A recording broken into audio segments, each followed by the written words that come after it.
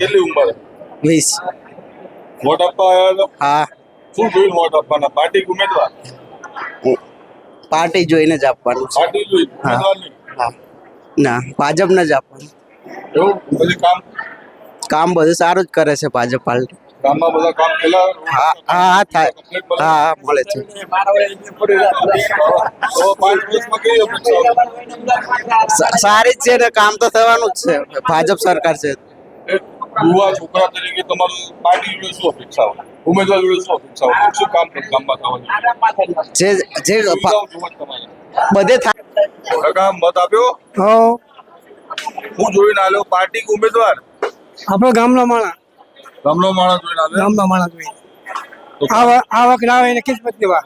હા, ગામનો કોઈ માણસ કાંઈ આવે, બરાબર. બહાર ગામનો કોઈ કામ આવે નહીં. એનું કરીને જતો રહે.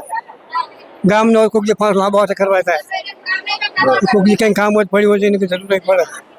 આમાં ગામ કાંઈ ધોળ્યા ના કરે. તો ગામનો ગામનો કામમાં આવે. ગામનો કોઈ કામમાં આવે.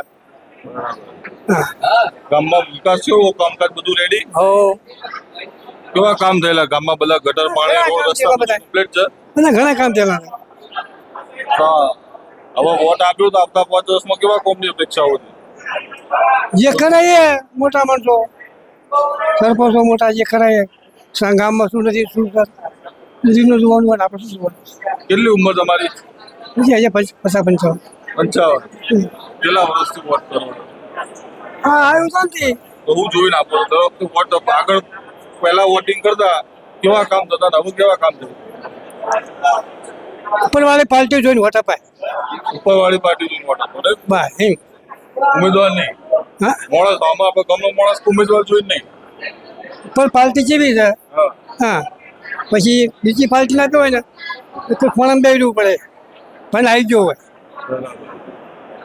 અમારા કમજીભાઈ એક ફોરમ બે હતા 5 વર્ષ પછી ભાજપમાં જોડાય પછી પાર્ટી જઈ છે એને વોટ અપાય. એ જોઈને આપવાનું. હા આપના પોતાના પ્લેટફોર્મ લલકારને લાઈક કરો, ફોલો કરો, સબસ્ક્રાઇબ કરો અને શેર કરો.